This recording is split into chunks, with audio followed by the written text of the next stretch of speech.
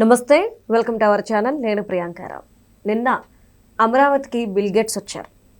ఆయన రాకతో ఏపీలో ఏ సహాయంతో ఎలాంటి అభివృద్ధి చేపడుతున్నాము అనే దాని మీద ఇటు చంద్రబాబు నాయుడు గారు అలానే మంత్రులు ఆయనకి వివరించారు. ఆయన కూడా ఒక మాట అన్నారు, old good friend Chandrababu Naidu గారు అని. ఇదంతా బాగానే ఉంది. నెక్స్ట్ బిల్ గేట్స్ రావడాన్ని తప్పు పడుతూ ఆయన మీద విపరీతమైన ఆరోపణలు చేస్తూ సోషల్ మీడియాలో ఎక్కడ చూసినా ఆయన మీదే నెగిటివ్ పోస్ట్ పెట్టారు వైసీపీకి సంబంధించిన కొంతమంది. మరి ఎలా చూడాలి?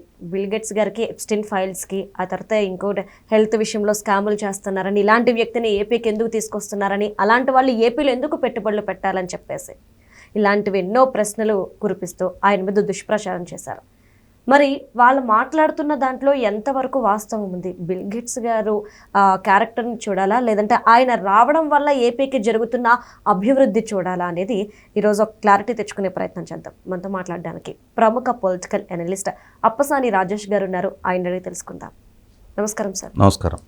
అంటే బిల్ గేట్స్ అనగానే తెలుసు ఐటీ దిగ్గజం, కానీ ఆయన ఏపీకి వస్తున్నారు అంటేనే లక్షల ఉద్యోగాలు వస్తున్నాయి, రాష్ట్ర భవిష్యత్తు మారిపోతుంది అని రాష్ట్ర ప్రజలందరూ సంతోషపడుతున్న వేళ వైసీపీ సోషల్ మీడియాలో చేస్తున్న ప్రచారం కాస్త ఆశ్చర్యాన్ని కలిగిస్తుంది, అనుమానాలను వ్యక్తమయ్యేలా చేస్తుంది.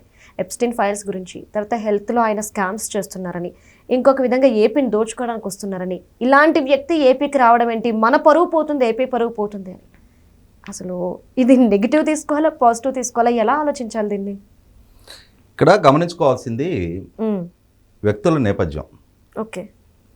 మైక్రోసాఫ్ట్ వ్యవస్థాపకులుగా ఒకనాటి ప్రపంచ కుబేరుడిగా బిల్ గేట్స్ గారు మనకందరికీ తెలుసు. చాలా సంవత్సరాల పాటు రిచెస్ట్ పర్సన్ ఆఫ్ ది గ్లోబ్గా ఆయన కొనసాగారు. అటువంటి బిల్ గేట్స్ గారు ఒక సర్టెన్ స్టేజ్ తర్వాత ఎంత సంపద ఉన్నా నేనేం చేసుకుంటాను అని చెప్పని ఆయన సంపాదనలో 80% గేట్స్ మిలిండా ఫౌండేషన్ అని చెప్పని ఒక ఫౌండేషన్ ఏర్పాటు చేసి దాని ద్వారా ప్రపంచవ్యాప్తంగా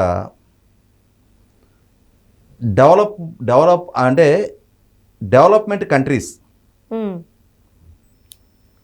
ప్రపంచవ్యాప్తంగా అభివృద్ధి చెందుతున్న అండర్ డెవలప్డ్ కంట్రీస్, అభివృద్ధి చెందని దేశాలలో విద్య, వైద్యం, వ్యవసాయ రంగాలలో ఆయా దేశాలు స్వయం సమృద్ధి చెందటం కోసం ఆయన తన ట్రస్ట్ ద్వారా సహాయ సహకారాలు అందిస్తున్నారు.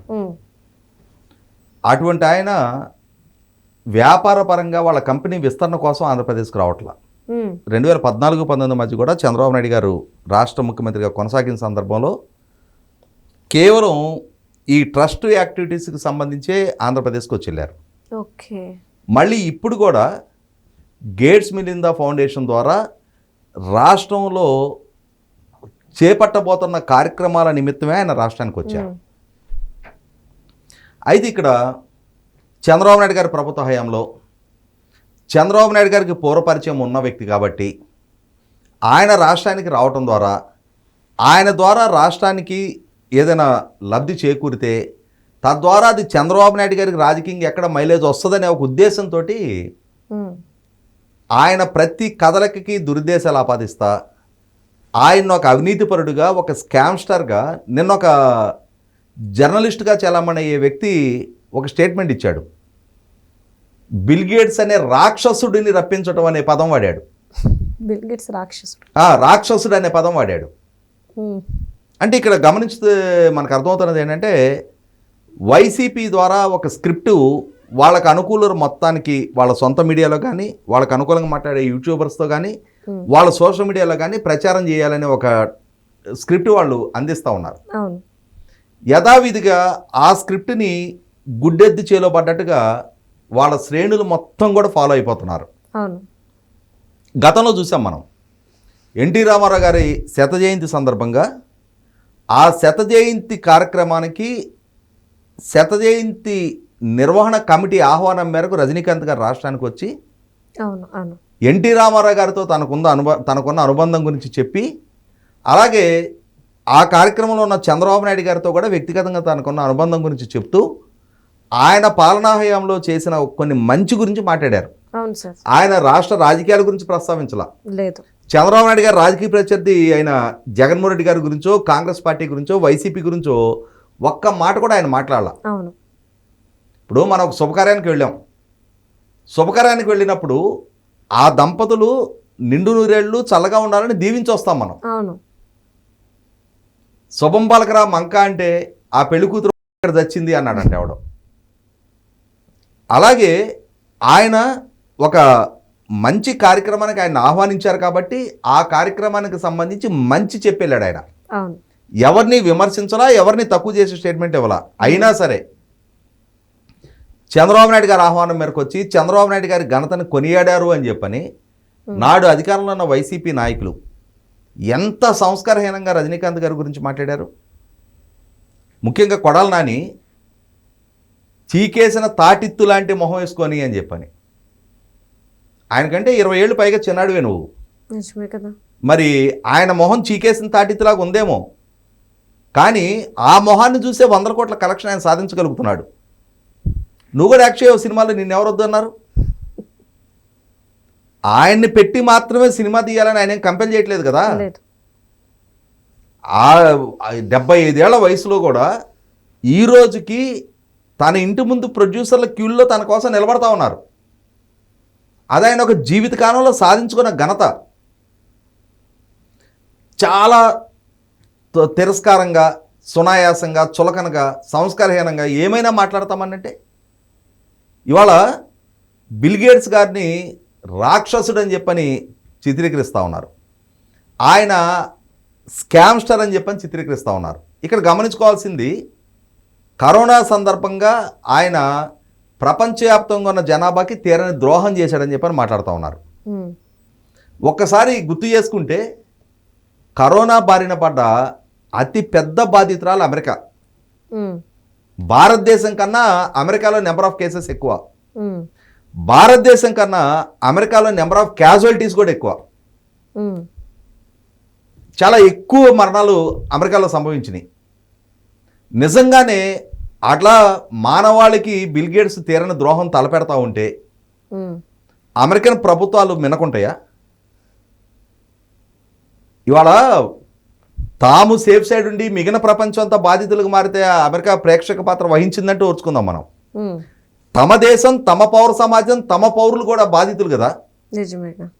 లక్షలాది మంది చనిపోయారు కదా. అవును. తమ దగ్గర కూడా అక్కడ ఉత్పత్తి కూడా దెబ్బతింది కదా, అక్కడ ఆర్థిక వ్యవస్థ కూడా కుదేలైంది కదా. మరి అటువంటప్పుడు అమెరికా బిల్ గేట్స్ మీద చర్యలు తీసుకోకుండా ఉండుండేదా? అంటే ఆంధ్రప్రదేశ్ రాష్ట్రంలో ఉన్న వైసీపీ వాళ్ళకి అందిన సమాచారం అమెరికన్ ప్రభుత్వానికి బిల్ గేట్స్ అక్రమాల పట్ల, అతని ఉల్లంఘన పట్ల, అతని కుంభకోణాల పట్ల వాళ్ళకి అవగాహన లేదంటావా? ఇక్కడ అమెరికన్ పౌర సమాజంలో ఉన్న చైతన్యం ఏంటి అంటే, అక్కడ ఎవరైనా సరే అంటే ఆ ప్రాసిక్యూషన్ ప్రాసెస్ బిగిన్ చేయొచ్చు. బిల్ గేట్స్ని ఏ స్థాయి లాయర్ అయినా సరే వాళ్ళు ప్రాసిక్యూట్ చేయొచ్చు. అక్కడ ప్రాసిక్యూషన్కి పిలవచ్చు, విచారణకు హాజరు కావాలి.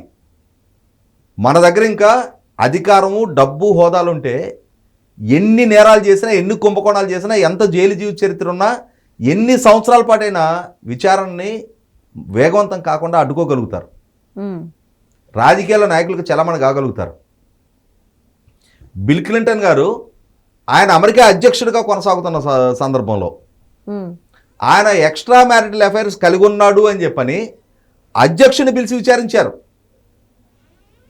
కాబట్టి ఇవాళ అటువంటి దేశంలో బిల్ క్లింటన్ అక్రమాలకి, అరాచకాలకి పాల్పడుతుంటే, మానవాళికి ముప్పు తలపెడుతుంటే ఒక్క క్షణం కూడా అతన్ని టాలరేట్ చేయరు.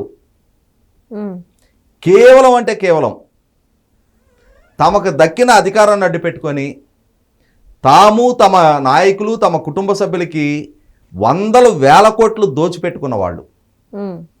అలా దోచిపెట్టుకున్న డబ్బుతో సమాజానికి, మానవాళికి గుక్కెడ మంచినీళ్ళు కూడా పోయిన వాళ్ళు. వైసీపీ అధినేత జగన్మోహన్ రెడ్డి గారికి ఇవాళ వేలాది కోట్ల ఆస్తిపాస్తులు ఉన్నాయి. వాళ్ళ సొంత డబ్బులతో మండుటెండాకాలం గుక్కెడు మంచినీళ్ళు అవసరమైన వాళ్ళకి ఒక చలివేంద్రమైన ఆయన పెట్టించగా ఎక్కడ చూసామా? ఎవరికైనా 10 మందికి అన్నదానం చేయటం, ఎవరైనా 10 మంది పిల్లలను చదివించటం, కనీసం కష్టాల్లో ఉన్న వాళ్ళ కార్యకర్తలకైనా సరే, ఒక అనారోగ్య సమస్య ఎదుర్కొంటున్న వాళ్ళకో లేదు పిల్లల చదువులకో ఎవరైనా వాళ్ళ పార్టీ నుంచి, ఆయన కుటుంబం నుంచి, ఆయన జేబు నుంచి 10 రూపాయలు ఖర్చు పెట్టిన నేపథ్యం ఆ పార్టీ శ్రేణులను చెప్పం మనం.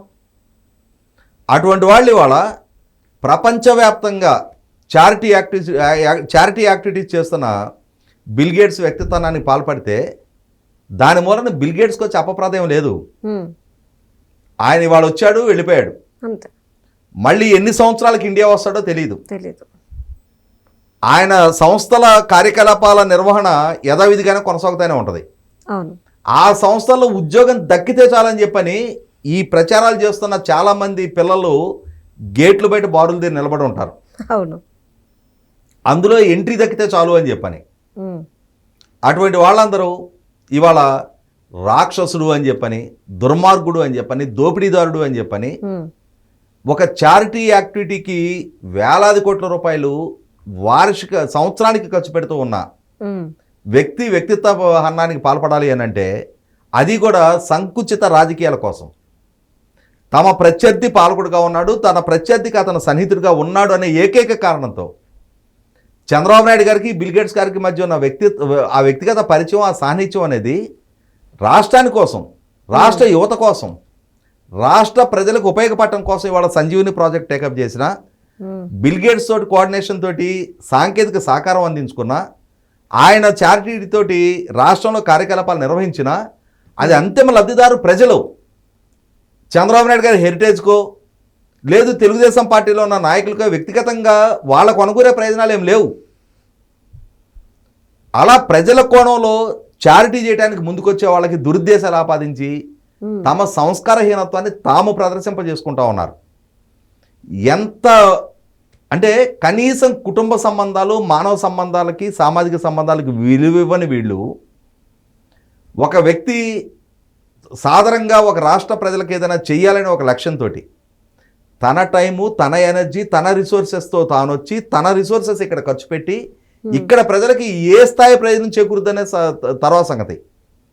సొంత లాభం కొంత మానుకొని తన రెక్కల కష్టంతో తను సంపాదించుకున్న ఆస్తిపాస్తుల్లో నుంచి కొంత భాగం ఇక్కడ ప్రజల కోసం ఆయన ఖర్చు పెడుతున్నప్పుడు అటువంటి వాడిని మంచిగా కీర్తించకపోయినా పర్వాలా, కానీ ఈ విధమైన దూషణ భూషణలతోటి మీ స్థాయి ఇది, మీ సంస్కారం ఇదని చెప్పని మీకు మీరు పరిచయం చేసుకుంటా ఉన్నారు. ఆలోచించుకోండి. Right. Thank you so much sir.